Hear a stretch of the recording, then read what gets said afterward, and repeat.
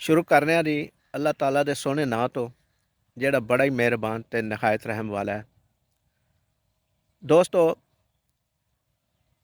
अज मैं जिहड़ी तुहानूं स्टोरी सुनानी चाह रहा वो बड़ा ही सबक अमोज है और ਉਹਦੇ ਵਿੱਚ एक अच्छा मैसेज भी है। ਉਹ स्टोरी इस तरह की है कि ਜਿਹੜੀ इंसान कोशिश करदा है अच्छे वास्ते अल्लाह ताला ਉਹਦੀ मदद करदा है। ਜਿਹੜਾ इंसान दो इंसानां नूं मिलांदा है ਜਿਹੜੇ आपस ਵਿੱਚ लड़ पैंदे ने उन्हां वास्ते अगर वो दिलों कोशिश करदा है तो अल्लाह ताला उस इंसान की मदद करदा है ਜਿਹੜਾ वो एक कोशिश करदा है कि दो इंसान आपस ਵਿੱਚ राज़ी हो जान और एक दूजे के दुश्मन अगर बने ने तो वो सज्जन बन जान, भाई बन जान। चैनल ते नवे आने वाले दोस्तों अगे गुजारिश है कि साडे चैनल नूं अगर सबसक्राइब नहीं किया तो सबसक्राइब कर लवो और घंटी के बटन भी दबा दिओ ताकि साडी हर नवीं आने वाली वीडियो का नोटिफिकेशन तुहाडे तक पहुँच सके। दोस्तों, अज मैं एक स्टोरी तुहानूं ऐसी सुनानी चाह रहा कि जिहड़ी समझ लो कि हकीकी है और सच्ची है और उस स्टोरी का किरदार अच्छे वास्ते जिहड़ा कीता वो मैं खुद हाँ। मेरा एक दोस्त सी, वो दो भाई सन, वालद उन्हां दा फौत हो चुकिया सी, वालदा है सी ते एक उन्हां दी भैन सी ते दो भाई सन। एक दिन ऐसा आया कि दोवें भाई आपस ਵਿੱਚ लड़ पे किसी वजह तो घर दे ਵਿੱਚ ही। मैनू पता चलिया ਜਦੋਂ मैं छोटे भाई नूं मिलिया, ਉਹਦੇ ਨਾਲ तलक सी दोस्ताना सी ਤੇ ਉਹਨੂੰ मैं देखिया कि ਉਹਦੇ पैर ते ना पट्टी लगी सी ਤੇ मैं ਉਹਨੂੰ ਪੁੱਛਿਆ कि की होया है। ਉਹਨੇ ਕਿਹਾ कि यार इस तरह ना राती असी दोवें भाई लड़ पे सां ते शीशा पैर नूं वज गया जिहदी वजह तो जख्म बड़ा गहरा होया।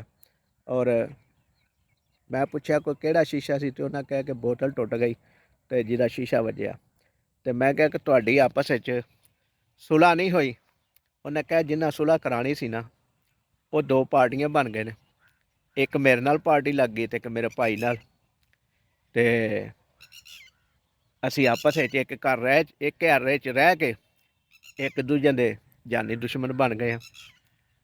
तो मैं कहा कि तू गल जिहड़ी सुनाना पिया मैनू ये वाकई हकीकत है और इस तरह ही है। उन्हें कहा हाँ बिल्कुल कि साढ़े जिन्ने भी अजीज़ो कारब ने अद्धे उहदे हल हो गए ने अद्धे मेरे हल। ते लेकिन किसी ने सानू ये नहीं आख्या कि राज़ी हो जाओ, तुसीं ते आपस विच सक्के भाई हो, तुहाडा वालद फौत हो चुकिया है, तुहाडी वालदा परेशान होएगी कि नहीं होएगी ये किसी भी नहीं आख्या। दोस्तों, यह टटियोली की आवाज़ आ रही है और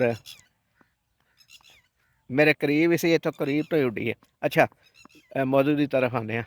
तो मैं क्या फिर तेरा दिल करदा कि असी तुसीं आपस विच भाई राज़ी हो जाओ। उन्हें कहा क्यों नहीं करदा। तो मैं क्या जो तुहाडे रिश्तेदार ने उन्होंने किसी भी नहीं आख्या। तो उन्हें आख्या नहीं किसी भी नहीं आख्या। तो मैं अगर आखा कि तुसीं आपस विच भाई राज़ी हो जाओ, खुश हो जाओ तो कैसा है। उन्हें कहा इस तो अच्छी गल ही कोई नहीं, मैं राज़ी हाँ, तुसीं कोशिश करो, मेरे वालों तुहानूं कोई परेशानी नहीं आएगी, मैं अपने भाई नाल खुश होना चाहना, राज़ी होना चाहना वा। तो मैं क्या फिर तुहाडे भाई नूं मिलां मैं।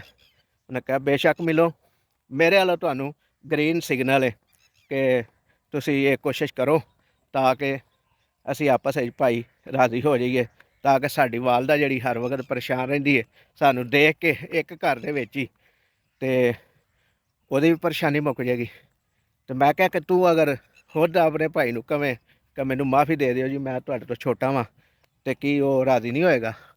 उन्हें कहा शायद वो राज़ी हो जाए लेकिन जिहड़े साडे आले दुआले बैठे ने उन्हां नूं शायद चंगा ना लगे। मैं कहा चलो मैं कोशिश करना।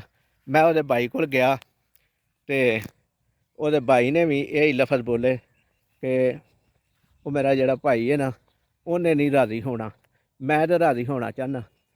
तो देखो दोस्तों, लड़ाई तो है ही को नहीं, वक्ती तौर पर होई लड़ाई लेकिन रंजश और वो वाली गल ही तो कोई नहीं नज़र आई। तो मैं फिर वो बड़े भाई नूं कहा कि चल मैं कोशिश करना वा कि तेरे छोटे भाई नूं मना लवां, जबकि उन्हें मैं मना चुके सा। तो उन्हें कहा ठीक है तुसीं मनाओ।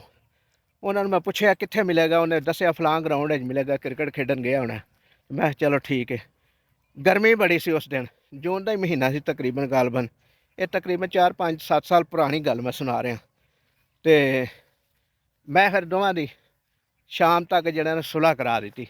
ਟਾਈਮ ਤਾਂ ਮੈਨੂੰ 1 ਘੰਟਾ ਲੱਗਾ, ਲੇਕਿਨ ਦੋਵਾਂ ਨੂੰ ਮਿਲਾਉਣ ਵਾਸਤੇ ਸ਼ਾਮ ਦਾ ਇੰਤਜ਼ਾਰ ਕੀਤਾ। ਤੇ ਉਹਨਾਂ ਫਿਰ ਮੈਨੂੰ ਕਿਹਾ ਕਿ ਹੁਣ ਅਸੀਂ ਸੁਲ੍ਹਾ ਤਾਂ ਕਰ ਲਈਏ, ਰਾਜ਼ੀ ਵੀ ਹੋ ਗਏ, ਜੱਫੀ ਵੀ ਪਾ ਲਈ ਅਸੀਂ ਆਪਸ ਵਿੱਚ। ਲੇਕਿਨ ਹੁਣ ਜਿਹੜਾ ਨਾ ਇਹ ਨਹੀਂ ਸ਼ੋਅ ਹੋਣਾ ਚਾਹੀਦਾ ਕਿ ਸਾਡੀ ਸੁਲ੍ਹਾ ਤੁਸਾਂ ਕਰਾਈਏ। ਮੈਂ ਕਿਹਾ ਉਹਦੀ ਵਜ੍ਹਾ, ਉਹਨਾਂ ਆਖਿਆ ਕਿ ਉਹਦੀ ਵਜ੍ਹਾ ਇਹ ਵੇ ਕਿ ਜਿਹੜੇ ਨਹੀਂ ਚਾਹੁੰਦੇ ਅਸੀਂ ਰਾਜ਼ੀ ਹੋਈਏ, ਪਾਰਟੀਆਂ ਬਣ ਗਏ, ਸਾਡੀ ਸੁਲ੍ਹਾ ਦੀ ਕੋਸ਼ਿਸ਼ ਕਰਨ ਦੀ ਬਜਾਏ ਪਾਰਟੀਆਂ ਬਣ ਗਏ। ਤੇ ਉਹ ਤਾਂ ਫਿਰ ਹੋ ਸਕਦਾ ਤੁਹਾਨੂੰ ਵੀ ਤੰਗ ਕਰਨ, ਤੁਹਾਨੂੰ ਵੀ ਪਰੇਸ਼ਾਨ ਕਰਨ, ਜਾਂ ਤੁਹਾਡੇ ਨਾਲ ਨਾਰਾਜ਼ਗੀ ਦਾ ਇਜ਼ਹਾਰ ਇਸ ਤਰ੍ਹਾਂ ਦਾ ਕਰਨ ਕਿ ਤੁਸੀਂ ਪਰੇਸ਼ਾਨ ਹੋ ਜਾਓ। ਤੇ ਮੈਂ ਕਿਹਾ ਫਿਰ ਕੀ ਹੋਣਾ ਚਾਹੀਦਾ। ਤੇ ਉਹਨਾਂ ਆਖਿਆ ਕਿ ਕੱਲ੍ਹ ਸਾਡੇ ਚਾਚੂ ਨਾ ਆ ਰਹੇ ਨੇ ਸਾਡੀ ਸੁਲ੍ਹਾ ਕਰਾਉਣ। ਇੱਕ ਚਾਚੂ ਸਾਡੇ ਹਮਦਰਦ ਹੈ ਨੇ, ਆਊਟ ਆਫ ਸਿਟੀ ਨੇ, ਤੇ ਉਹ ਸਾਡੀ ਸੁਲ੍ਹਾ ਕਰਾਉਣ ਆ ਰਹੇ ਨੇ। ਤੇ ਮੈਂ ਕਿਹਾ ਫਿਰ ਤੁਸੀਂ ਉਹਨਾਂ ਦੋਵਾਂ ਨੂੰ ਮਿਲਣ ਜਾਓ, ਰੋਡ ਦੇ ਉੱਤੇ ਉਹਨਾਂ ਦਾ ਇਸਤਕਬਾਲ ਕਰੋ ਦੋਵੇਂ ਇਕੱਠੇ, ਤਾਂ ਕਿ ਉਹ ਤੁਹਾਨੂੰ ਦੇਖ ਕੇ ਹੀ ਖੁਸ਼ ਹੋ ਜਾਣ। ਤੇ ਆਪਣੇ ਜਿਹੜੇ ਤੁਹਾਡੇ ਕਰੀਬੀ ਨੇ ਉਹਨਾਂ ਨੂੰ ਫਿਰ ਇਹ ਹੀ ਦੱਸਿਆ ਜੇ ਕਿ ਸਾਡੇ ਚਾਚੂ ਨੇ ਸਾਡੀ ਸੁਲ੍ਹਾ ਕਰਾਈ ਹੈ। ਤੇ ਦੋਸਤੋ, ਇਹ ਥੋੜ੍ਹੀ ਜਿਹੀ ਗੱਲ ਸੁਣਾਉਣ ਦਾ ਮਕਸਦ ਇੰਨਾ ਕੁ ਸੀ ਕਿ ਕੋਸ਼ਿਸ਼ ਕੀਤੀ, ਅੱਲਾਹ ਤਾਲਾ ਨੇ ਕੋਸ਼ਿਸ਼ ਕਾਮਯਾਬ ਕੀਤੀ, ਔਰ ਦੋ ਸਗੇ ਭਾਈ ਲੜੇ ਹੋਏ ਜਿਹੜੇ ਨੇ ਆਪਸ ਵਿੱਚ ਫਿਰ ਗਲੇ ਮਿਲ ਗਏ। ਤੇ ਉਹਦੇ ਬਦਲੇ 'ਚ ਅੱਲਾਹ ਤਾਲਾ ਨੇ ਸਾਨੂੰ ਸਿਲਾ ਇਹ ਦਿੱਤਾ ਕਿ ਅਸੀਂ ਹਰ ਵਕਤ ਖੁਸ਼ ਰਹਿੰਦੇ ਹਾਂ, ਸ਼ਾਦ ਰਹਿੰਦੇ ਹਾਂ, ਆਬਾਦ ਰਹਿੰਦੇ ਹਾਂ। ਅੱਲਾਹ ਤਾਲਾ ਇਸ ਤਰ੍ਹਾਂ ਦਾ ਅਮਲ ਹਰ ਇਨਸਾਨ ਨੂੰ ਕਰਨ ਦੀ ਤੌਫੀਕ ਦੇਵੇ, ਤਾਂ ਕਿ ਹਰ ਇਨਸਾਨ ਖੁਸ਼ ਹੋਵੇ, ਹਰ ਇਨਸਾਨ ਦੇ ਘਰੋਂ ਗਮਾਂ ਦੇ ਜਿਹੜੇ ਡੇਰੇ ਨੇ ਉਹ ਛੁੱਟ ਜਾਣ, ਭੱਜ ਜਾਣ, ਗਮਾਂ ਦੇ ਡੇਰੇ ਖਤਮ ਹੋ ਜਾਣ, ਔਰ ਇਨਸਾਨਾਂ ਦੇ ਵਿੱਚ ਆਪਸ ਦੀਆਂ ਜਿਹੜੀਆਂ ਰੰਜਿਸ਼ਾਂ ਨੇ ਉਹ ਵੀ ਖਤਮ ਹੋ ਜਾਣ। ਤੇ ਅੱਜ ਲਈ ਇੰਨਾ ਹੀ। ਜਿਉਂਦੇ ਰਹੋ, ਵਸਦੇ ਰਹੋ, ਅੱਲਾ ਨਿਗਹਿਬਾਨ। ਕਮੈਂਟ ਸੈਕਸ਼ਨ ਵਿੱਚ ਇੱਕ ਕਮੈਂਟ ਲਾਜ਼ਮੀ ਕਰਿਆ ਜੇ, ਤਾਂ ਕਿ ਸਾਨੂੰ ਤੁਹਾਡੀ ਪਿਆਰੀ ਜੀ ਰਾਏ ਦੇ ਬਾਰੇ 'ਚ ਇਲਮ ਹੋ ਸਕੇ।